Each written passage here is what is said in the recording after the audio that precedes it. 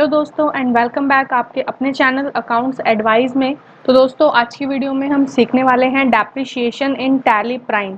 दोस्तों वीडियो को स्टार्ट करने से पहले चैनल को सब्सक्राइब करना मत भूलिएगा एंड आप हमें टेलीग्राम और इंस्टाग्राम ग्रुप पे भी फॉलो कर सकते हैं टैली प्राइम के नोट्स डाउनलोड करने के लिए। तो दोस्तों चलिए स्टार्ट करते हैं आज का वीडियो डेप्रिशिएशन इन टैली प्राइम। दोस्तों डेप्रिशिएशन होता क्या है? डेप्रिशिएशन उसके लिए मैंने आपके लिए एक वर्ड डॉक्यूमेंट रेडी किया है। देखिए दोस्तों डेप्रिशिएशन होता क्या है। ओके सो डेप्रिशिएशन की पर्टिकुलरली यहाँ पे एक स्टेटमेंट दी गई है called depreciation is an accounting method of allocating the cost of a tangible और physical asset over its useful life और लाइफ एक्सपेक्टेंसी।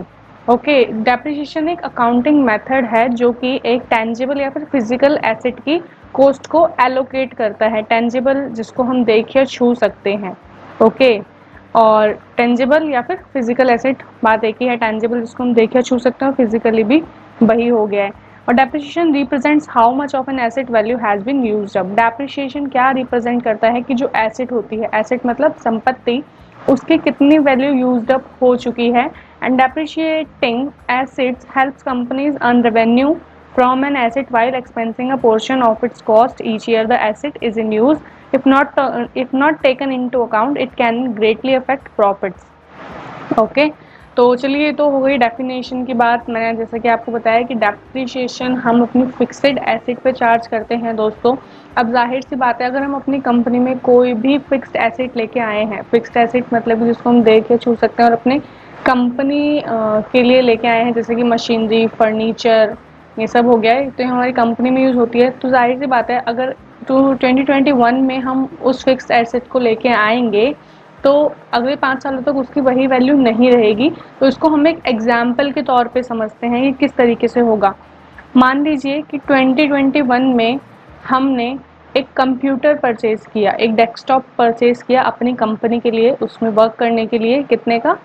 4 लाख रुपीज़ का। ओके अब जाहिर सी बात है अब जैसे कि कंप्यूटर हमारी कंपनी में यूज़ होगा तो उसकी जो वैल्यू होती है वो तो कम रहेगी। वैसे भी आप जी जानते होंगे, अगर हम कोई न्यू चीज़ परचेज कर लेते हैं, अगर हम बाद में अगर हमें उसे सेल करना होता है तो वो एज ए न्यू ट्रीट नहीं होती, उस पर कुछ ना कुछ वैल्यू जो उसकी होती है वो कम होकर ही सेल आउट होती है। ओके अब मान लीजिए कि यहाँ पे मैंने कंप्यूटर को 5 साल तक यूज़ किया है, 2021 से 2026 तक। ओके अब उसकी वैल्यू क्या रह गई? मान लीजिए उस पर 10% का डेप्रिशिएशन लग गया तो उसकी वैल्यू कितनी रह गई? Only 2 lakh rupees. Okay 4 lakh पे अगर हम 10% लगाएंगे तो 40,000 होता है, और 40,000 को अगर हम 5 से मल्टीप्लाई करेंगे तो 2 लाख रुपीज़ होता है। 4 lakh minus 2 lakh is equal to 2 lakh rupees. Okay तो यहाँ पे जो 2 लाख रुपये बचा वो क्या हुआ? डेप्रिशिएशन हो गया दोस्तों।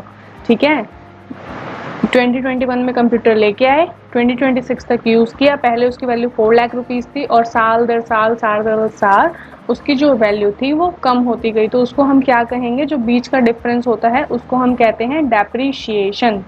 ओके तो डेप्रिशिएशन दोस्तों किस टेंजिबल एसेट पे और कौन से एसेट्स पे नहीं लगता उसके बारे में भी हम आपको बताएंगे। तो वीडियो को शुरू से लेकर एंड तक ज़रूर देखिए आपका कॉन्सेप्ट क्लियर करने के लिए। तो चलिए हम आगे बढ़ते हैं दोस्तों। अब दोस्तों सबसे पहले हम देखेंगे वो वाली एसेट जिस पे डेप्रिशिएशन लगता है।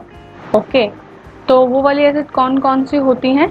Tangible assets such as, tangible asset जिसको हम देख या छू सकते हैं, जैसे कि मैन्युफैक्चरिंग मशीनरी होती है जिससे हमारा जो मटेरियल होता है मैन्युफैक्चर होता है। व्हीकल्स, अगर हम अपनी कंपनी के लिए कोई फिक्स्ड एसेट हमने परचेज करी है, कमर्शियल व्हीकल, तो उस पर भी डेप्रिशिएशन लगेगा। ऑफिस बिल्डिंग्स, जैसे कि ऑफिस बिल्डिंग, जो बिल्डिंग्स है वो ऑफिस कमर्शियल यूज़ के लिए काम में आती है तो उस पर भी डेप्रिशिएशन लगेगा। Buildings you rent out for income both residential and commercial property. Okay equipment including computers, equipment यानी कि जो आपके लाइक ऑफिस में वर्क होने वाले इक्विपमेंट होते हैं उस पर भी डेप्रिशिएशन लगता है दोस्तों। ओके तो अब हम ऐसे एसेट्स देखेंगे जिन पे डेप्रिशिएशन नहीं लगता। ओके तो ऐसी एसेट्स कौन सी होती है जिस पर डेप्रिशिएशन नहीं लगता है? ऐसी एसेट्स होती हैं जैसे कि लैंड हो गया, ठीक है। Current assets such as cash in hand, receivables. Current assets हमारी कंपनी में कौन सी होती है, जैसे कि कैश इन हैंड, हमारे पास कितना कैश है, रिसीवेबल्स यानी कि जो हमने सेल करी है हमें उनसे पैसा लेना है, अब उसको हम देखे छू तो नहीं सकते हैं ना, वो हमारी कैलकुलेशन होती है और वो करंट एसेट होती है कि आज हमने सेल करी, कल हमें पैसा आ गया। और फिक्स एसेट होती है जो हमारी लॉन्ग टर्म चलती है। ओके, ये हमारी एक तरीके की शॉर्ट टर्म फिक्स एसेट्स हैं दोस्तों। और investment such as stocks and bonds, stock और बॉन्ड्स में जो आप इन्वेस्टमेंट करते हैं उस पर भी डेप्रिसिएशन नहीं लगता। या फिर पर्सनल प्रॉपर्टी, अगर अब हम अपने घर के लिए, अपने पर्सनल वर्क के लिए प्रॉपर्टी खरीदेंगे तो उस पर हम डेप्रिसिएशन नहीं लगा सकते, क्योंकि डेप्रिसिएशन जो होता है वो कमर्शियल प्रॉपर्टी पे यूज होता है। और लीज्ड प्रॉपर्टी, इस पर भी डेप्रिसिएशन नहीं लगेगा। तो दोस्तों डेप्रिसिएशन के कुछ मेथड्स होते हैं, फेमस मेथड, जिस तरीके से आप लोग डेप्रिसिएशन कैलकुलेट कर सकते हैं अलग अलग मेथड के अकॉर्डिंग। तो हम आपको बताते हैं वो मेथड कौन कौन से हो सकते हैं। वेरियस डेप्रिसिएशन मेथड्स होते हैं, जैसे कि straight line depreciation method, written down value method, and also we can call it WDV, जो कि बहुत ही कैलकुलेटिव मेथड है, बहुत ही यूजेबल मेथड है। Sum of year digits method, double decline balance method and sinking fund method. Okay, इसमें से जो straight line method है जिसको हम SLM भी बोलते हैं, और सेकंड है रिटन डाउन वैल्यू मेथड, जो कि हमने हमारी 11th और 12th क्लास में भी स्टडी किया रहेगा। ओके, ये दोनों मेथड से ही ज़्यादा कैलकुलेशन होती हैं कंपनीज में, अगर कोई डेप्रिसिएशन वहाँ पे, और डेप्रिसिएशन तो करना ही पड़ेगा क्योंकि जाहिर सी बात है हर कंपनी में फिक्स एसेट होती ही होती है। ठीक है दोस्तों, तो ये कुछ वेरियस मेथड्स हैं आपके डेप्रिसिएशन को काउंट करने के लिए, लेकिन हम जो सबसे इम्पॉर्टेंट या फिर हम कह सकते हैं सबसे यूजेबल मेथड होता है वो रिटन डाउन वैल्यू मेथड है, कॉल्ड WDV। तो उसी के तरीके से हम आपको टैली प्राइम में करके दिखाएंगे डेप्रिसिएशन किस तरीके से आप टैली प्राइम में चार्ज कर सकते हैं और एंट्रीज कर सकते हैं। ओके, तो चलिए दोस्तों चलते हैं टैली प्राइम की तरफ। अब यहाँ पे मैंने एक कंपनी क्रिएट की हुई है दोस्तों। ओके, तो सबसे पहले मैं आपको इस कंपनी की बैलेंस शीट दिखाती हूँ। यहाँ पे हमारे कुछ फिक्स एसेट्स ऑलरेडी हैं। यहाँ पे ये बैलेंस शीट आपका ओपन हो रहा है, ये देखिए फिक्स्ड एसेट यहाँ पे हमारी 3.5 लाख रुपए की ऑलरेडी पड़ी हुई है। अगर आपको इसको डिटेल मोड में देखना है तो please press Alt F1। Okay, तो यहाँ पे ये हमारी 3 फिक्स्ड एसेट है, called computer, machinery and motor vehicle. Okay, ये 3 हमारी ऑलरेडी एसेट्स पड़ी हुई है, तो इस पे हम आपको डेप्रिसिएशन चार्ज करके दिखाएंगे। और दोस्तों अब से पहले वाली वीडियो में हम आपको बता चुके हैं कि फिक्स्ड एसेट किस तरीके से आप परचेज और सेल कर सकते हैं और क्या उसका एंट्री मेथड होता है, किस तरीके से आप उसको टैली में अपडेट कर सकते हैं। तो प्लीज़ आप हमारी फिक्स्ड एसेट की वीडियो को भी चेकआउट कीजिए, उसका लिंक आपको हमारे डिस्क्रिप्शन में दिया जाएगा, ताकि आपका फिक्स्ड एसेट वाला कॉन्सेप्ट क्लियर रहेगा तो डेप्रिसिएशन आपको और जल्दी समझ आ जाएगा। ठीक है, तो ये 3 फिक्स्ड एसेट हो गई। मैं आपको लेकिन एक और एंट्री करके दिखा देती हूँ फिक्स्ड एसेट की, कि हम उसको परचेज कैसे करते हैं, ताकि आपको रिमाइंड हो जाए। तो परचेज के लिए हम F9 प्रेस करेंगे। ओके, अब यहाँ पे मान लीजिए कि हमारा एक मैंने टेस्ट CR के नाम से बना रखा है लेजर, ये हमारा सन्ड्री क्रेडिटर ही है। ओके, तो यहाँ पे कर दिया हमने पार्टी डिटेल्स, परचेज अकाउंट ले लिया। अब देखो दोस्तों यहाँ पे क्या रहता है, नेम ऑफ आइटम। अब नेम ऑफ आइटम तो वो रहेगा नहीं, क्योंकि अगर वो स्टॉक आइटम होता है तो बेसिकली हमारी स्टॉक समरी में शो करता है और वो परचेज और सेल के लिए होता है। तो हमें क्या लेजर मोड में एंट्री करनी है, और अगर हमें आइटम इनवॉइस में ही एंट्री करनी है तो उससे आप इस तरीके से कर सकते हैं। यहाँ पे एंट्री करके आप जैसे कि Alt C करिए। अब मैं यहाँ पे एक फिक्स्ड एसेट का लेजर बनाती हूँ, कॉल्ड फर्नीचर। इसको हमें लेना है अंडर फिक्स्ड एसेट। ओके, और इस पर हमें अप्लाई करना है GST, और सेट ऑर्डर GST डिटेल्स पे हमें करना है येस। अब जैसा कि ये हमारा परचेज टैक्सेबल रहेगा, बिकॉज ये हम अपना विद इन द स्टेट करेंगे। अब जैसे ही आप नेचर ऑफ ट्रांजेक्शन मेंशन करेंगे, यहाँ पे आपको नेचर ऑफ गुड्स आएगा, इसमें आपको कैपिटल गुड्स सेलेक्ट करना है। कैपिटल गुड्स यानी कि हम अपनी कंपनी में अगर कोई भी कैपिटल इंट्रोड्यूस करते हैं तो ये माना जाता है कि हमारी कंपनी में ये कैपिटल जो है वो हमारे बिजनेस के स्टार्टअप के लिए है। इसी तरीके से हम इस गुड्स को क्या मानेंगे, कैपिटल गुड्स, बिकॉज ये हमारे कंपनी के यूजर्स के लिए होने वाला है।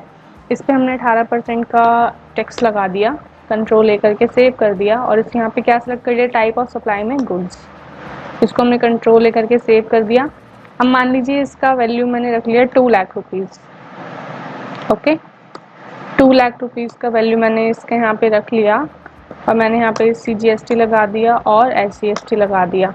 ठीक है, अब मैं इस इनवॉइस को सेव कर देती हूँ। इस तरीके से आप फिक्स्ड एसेट को परचेज करने की एंट्री कर सकते हैं एज वेल एज वहाँ पे पेमेंट की भी कर सकते हैं दोस्तों। ओके, लेकिन हम क्या सीख रहे हैं, डेप्रिशिएशन। ठीक है, अब उसके बाद मैं आपको कुछ लेजर्स बनाने बताती हूँ कि जो हमारे पर्टिकुलरली यूज़ होने वाले हैं। दोस्तों सबसे पहले हमें क्या करना होगा, एक हमें ग्रुप बनाना होगा। ठीक है, डेप्रिशिएशन का, जो कि किसके अंडर आएगा, आपके इनडायरेक्ट एक्सपेंस के अंडर। डेप्रिशिएशन किसके अंदर आता है, इनडायरेक्ट एक्सपेंस के अंडर में। ओके, यहाँ पे अगर एक ही फिक्स एसेट होती तो हम बेसिकली यहाँ पे इनडायरेक्ट एक्सपेंस इजीली ले लेते, लेकिन जैसे कि अब हमारी 4 फिक्स एसेट हो गई है तो हम क्या करेंगे, डेप्रिशिएशन का ग्रुप बना लेंगे under indirect expense, because depreciation जाएगा तो हमारा एक्सपेंस तो रहेगा ही। इसको हमने कंट्रोल करके सेव कर दिया। मैं आपको हम बैलेंस शीट दिखा देती हूँ कि अब हमारी जो फिक्स्ड एसेट है वो 4 फिक्स्ड एसेट है। ये देखिए दोस्तों, कंप्यूटर, फर्नीचर जो कि हमने अभी परचेज करी, मशीनरी और मोटर व्हीकल। ओके, तो चलिए दोस्तों, अब मैं आपको लेजर्स क्रिएट करके दिखा देती हूँ कि हमारी कौन सी जो हमारी फिक्स्ड एसेट है उस पर कौन सा और कितना % डेप्रिसिएशन लगेगा। ओके, तो दोस्तों मान लीजिए कि जो हमारी फिक्स्ड एसेट है कंप्यूटर, उस पे हम 10% का डेप्रिसिएशन लगाएंगे, फर्नीचर पे हम 5% का लगाएंगे, मशीनरी पे हम 10% का लगाएंगे और मोटर व्हीकल पे 5% का लगाएंगे। ठीक है, तो अब हम इसके लेजर बना लेते हैं। हमें क्रिएट पे जाना है और आप डायरेक्टली सी भी प्रेस कर सकते हैं क्रिएट पे। अब हमें लेजर पे जाना है। अब हम पहले बनाएंगे डैप ऑन कंप्यूटर @10%, ताकि हमें याद रहे कि हमने कौन सी फिक्स एसेट पे हमारा कौन सा डेप्रिसिएशन, कितना % डेप्रिसिएशन लगाया है। ओके, तो इसको हमें किसके अंडर लेना है, जो कि हमने डेप्रिसिएशन का ग्रुप बनाया था उसके अंडर हमें इसको लेना है, वो ऑटोमेटिकली इनडायरेक्ट एक्सपेंस में ले लेगा। ओके, और GST यहाँ पे हमें इसकी नॉट एप्लीकेबल रखनी है दोस्तों, क्योंकि जब GST नॉट एप्लीकेबल इसलिए है क्योंकि बेसिकली जब हम मटेरियल या गुड्स जो हमारी फिक्स एसेट होती है हम परचेज करते हैं तो उसको GST पे ही लेते हैं। ठीक है, इसको हमने सेव कर दिया कंट्रोल लेकर के। इसी तरीके से हमने अपने दूसरा लेजर बनाया, डेप्रिसिएशन ऑन फर्नीचर @5%। ओके, इसको भी डेप्रिसिएशन में ले लिया और GST को कर दिया हमने नॉट एप्लीकेबल, सेव कर दिया कंट्रोल ए करके। उसके बाद हमने बनाया डेप्रिसिएशन ऑन मशीनरी, ठीक है, @10%, डेप्रिसिएशन के अंडर आएगा ये भी। और उसके बाद हमने बनाया depreciation on motor vehicle @5%। Okay, ये डेप्रिसिएशन के अंडर रहेगा, GST नॉट एप्लीकेबल रहेगी, ये हमने सेव कर दिया। ओके, ठीक है दोस्तों, तो इस तरीके से आपको लेजर्स क्रिएट करने हैं। चलिए अब हम बढ़ते हैं एंट्री की तरफ। अब एंट्री हमें किस तरीके से करनी है, और एक बात का और आपको ख्याल रखना है कि आपने जो बैलेंस मतलब जो फिक्स्ड एसेट परचेज़ करी है वो अप्रैल में परचेज़ की है या उसके बाद में की है, इस बात का आपको ख्याल रखना है। इसमें हमने अप्रैल में की हुई है, ये भी हमने अप्रैल में की है, ये भी अप्रैल में की हुई है और ये भी, ये हमारी नवंबर में की गई है। चलिए इसकी हम एक डेट चेंज कर देते हैं, इसकी हम 1 अप्रैल 2020 कर देते हैं। ओके, 1 अप्रैल 2020। ठीक है, अब हमारी सारी एसेट्स किस में हो गई है, अप्रैल में हो गई है। चलिए हम वाउचर्स पे चलते हैं दोस्तों। वाउचर्स पे जाने के बाद हमें क्या करना है, हमें जाना है एक जनरल वाउचर पे, बिकॉज जो डेप्रिसिएशन की एंट्री होती है वो किस में होती है, एडजस्टेबल जनरल वाउचर में। ठीक है। तो दोस्तों यहाँ पे सबसे पहले आपको एक चीज़ रिमाइंड रखनी होगी कि अगर आपने आपकी जो परचेज एसेट है, जो फिक्स्ड एसेट है, आपने अगर वो बिफोर 30 सितंबर परचेज की है तो उस पर फुल ईयर डेप्रिसिएशन अलाउड होगा। और अगर आपने वो आफ्टर 30 सितंबर परचेज की है आपकी फिक्स एसेट तो उस पर हाफ ईयर डेप्रिसिएशन अलाउड होगा। ओके, ये हमारा डेप्रिसिएशन का रूल कहता है कि अगर आपने डेप्रिसिएशन मतलब जो आपकी फिक्स एसेट है वो बिफोर 30 सितंबर परचेज की है तो उस पर फुल ईयर डेप्रिसिएशन लगेगा, और अगर आफ्टर 30 सितंबर खरीदी है तो हाफ ईयर डेप्रिसिएशन लगेगा, मतलब कि परसेंटेज इंटू 6 करके। ओके, अब जैसे कि हमने तो अपनी जो सारी फिक्स एसेट थी वो अप्रैल में ही परचेज की है तो हमारा कितना फुल ईयर डेप्रिसिएशन लगेगा, मतलब 10% इंटू 12 करके ही। ओके, तो यहाँ पे हमें सबसे पहले क्या करना है दोस्तों, यहाँ पे डेबिट और क्रेडिट है, अगर आप चाहते हैं तो आप इसको टू और बाय में भी कन्वर्ट कर सकते हैं। यहाँ पे चेंज मोड पे आप चाहिए, यहाँ पे एज वाउचर लिया हुआ है। ठीक है, F12 में आपको जाना है। यहाँ पे देखिए use credit debit instead of to by during voucher entry, अगर आपको टू और बाय चाहिए तो आप इस ऑप्शन को नो रख सकते हैं यहाँ पे। अब चलिए देखते हैं। सबसे पहले हमने बताया था आपको कि जो कंप्यूटर है उस पर हमारा 10% डेप्रिसिएशन लगा है। सबसे पहले हम कंप्यूटर का यहाँ पे मेंशन करेंगे डेप्रिसिएशन ऑन कंप्यूटर 10%। तो कंप्यूटर की जो हमारी वैल्यू थी वो कितनी थी, 1,00,000 रुपीज़ वैल्यू थी। ओके, और फर्नीचर की जो थी वो 2,00,000 रुपीज़ थी। मशीनरी की यहाँ से हम बैलेंस शीट में एक बार वैल्यू को मिक्स कर ले मैच कर लेते हैं अगर आप। और टैली प्राइम में ये सबसे अच्छा फीचर दिया गया है दोस्तों। अब जैसे कि मैं यहाँ पे जनरल एंट्री पे थी लेकिन मुझे अपने फिक्स्ड एसेट की वैल्यू को दोबारा से देखना है तो मैं डायरेक्टली यहाँ पे ऑल्ट जी पे प्रेस करूँगी और मैं यहाँ से डायरेक्टली बैलेंस शीट ओपन कर सकती हूँ विदाउट अपनी एंट्री को स्किप करे हुए। ऑल्ट F1 करके मैं यहाँ पे अपनी जो फिक्स एसेट है उनकी वैल्यू को कंफर्म करूँगी। कंप्यूटर 1,00,000 रुपीज़ का, फर्नीचर 2,00,000 रुपीज़ का, मशीनरी 50K की, और मोटर व्हीकल भी हमारी 2,00,000 का था। ठीक है, तो देखिए अब मैं जैसे कि वापस हमें जाना है तो हमें क्या प्रेस करना है, कंट्रोल जी, यानी कि स्विच टू हो गया। अब हम इसको स्किप कर देंगे, वापस हम अपने इनवॉइस पे ही आ गए। ठीक है, तो ये टैली प्राइम में बहुत अच्छा फीचर दिया गया है, वरना टैली RB9 में आपको प्रॉपर बैक करके स्किप करके जाना पड़ता था और आपका जो बना बनाया इनवॉइस था वो इरेज हो जाता था दोस्तों। तो डेप्रिसिएशन ऑन कंप्यूटर 10% यानी कि 1,00,000 का 10% हमें यहाँ पे मेंशन करना है। चलिए हम आपको कैलकुलेशन दिखा देते हैं। 1,00,000 का 10% कितना हो गया, 10,000। ठीक है, तो यहाँ पे हमें करना है 10,000 रुपीज़। इसी तरीके से अभी हम अपने चारों फिक्स एसेट के लिए करेंगे। अब depreciation on furniture, depreciation on furniture पे कितना है, 5% रुपीज़, और फर्नीचर की वैल्यू क्या थी दोस्तों, 2,00,000 रुपीज़, राइट। फर्नीचर की वैल्यू थी 2,00,000 रुपीज़, तो 2,00,000 रुपीज़ का 5% कितना रहेगा हम आपको कैलकुलेट करके दिखा देते हैं। 2,00,000 का 5% हो गया 10,000 रुपीज़, तो डेबिट हो जाएगा हमारा 10,000 रुपीज़। उसके बाद हमें लेना है डेप्रिसिएशन ऑन मशीनरी। ठीक है, मशीनरी पे 10% का डेप्रिसिएशन है।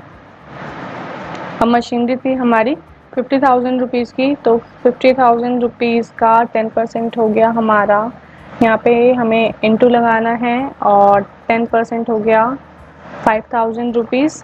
ठीक है, यहाँ पे हमें मेंशन करना है 5,000 रुपीज़। उसके बाद हमें यहाँ पे बाय लेना है और डेप्रिसिएशन ऑन मोटर व्हीकल। 4 तरीके की हमारी फिक्स एसेट थी। मोटर व्हीकल हमारी 2,00,000 रुपए की थी और 5% का उस पर डेप्रिसिएशन था, तो यहाँ पे इस पे कितना हो गया, 2,00,000 का 5% वही 10,000 रुपीज़ ही यहाँ पे आपका आएगा। फिर भी हम आपको कैलकुलेशन करके दिखा देते हैं, आपको कंफ्यूजन नहीं होगा यहाँ पे। ओके, 2,00,000 रुपीज़ था हमारा। ओके, यहाँ पे 5% है। ठीक है, तो 2,00,000 रुपीज़ का इंटू करेंगे हम 5%, कितना आ गया, 10,000 रुपीज़। ठीक है, यहाँ पे हमने लिख दिया 10,000। अब हमें 2 में क्या लेना है, सबसे पहले हमें कंप्यूटर लेना है जो कि हमारी फिक्स्ड एसेट थी। अब यहाँ पे हमें कितना कर देना है, उसका 10,000 रुपीज़ करना है। ठीक है, क्योंकि कंप्यूटर कितनी वैल्यू से कम हो रहा है, 10,000 वैल्यू से कम हो रहा है कंप्यूटर। उसके बाद यहाँ पे हमें लेना है फर्नीचर। फर्नीचर कितनी वैल्यू से कम हो रहा है, सेम 10,000 रुपीज़। उसके बाद हमें लेना है मशीनरी। मशीनरी कितने वैल्यू से कम हो रही है दोस्तों, 5,000 रुपये से कम हो रही है मशीनरी, मतलब 5,000 का डेप्रिसिएशन लगा है मशीनरी पे। उसके बाद मोटर व्हीकल, मोटर व्हीकल पे कितना है डेप्रिसिएशन लगा है, 10,000 रुपीज़। तो मतलब इस ईयर में हमारा 35,000 का डेप्रिसिएशन लग गया है जो हमारे 4 तरीके की एसेट्स हैं उन पे। तो अब हम इसको सेव कर देते हैं इस वाली एंट्री को, ठीक है। और ये आप एक बात ध्यान रखिएगा कि जैसे कि हम इसकी ये ईयर चेंज कर सकते हैं डेट, बिकॉज जो डेप्रिसिएशन होता है वो ईयर के एंड में कैलकुलेट होता है। तो 31 मार्च 2022 हम यहाँ पे कर सकते हैं इसको, ठीक है। सेव कर दिया मैंने एंट्री को कंट्रोल ए करके। अब आप क्या डिफरेंस देखेंगे दोस्तों, हम बैलेंस शीट में आते हैं। अब देखिए मैं आपको आपके फिक्स एसेट का अमाउंट दिखाती हूँ। पहले कंप्यूटर का अमाउंट कितना था, 1 लाख रुपीज़, लेकिन अब 10,000 का डेप्रिसिएशन लग गया तो कितना रहा, 90,000। फर्नीचर भी डिक्रीज़ हो गया, मशीनरी डिक्रीज़ हो गया, मोटर व्हीकल भी डिक्रीज़ हो गया। ओके, इसका मतलब क्या हुआ कि 1 साल का डेप्रिसिएशन हमारा जो था वो हमारे फिक्स्ड एसेट पे लग चुका है। इसी तरीके से आप साल दर साल एंट्री कर सकते हैं आपके डेप्रिसिएशन की।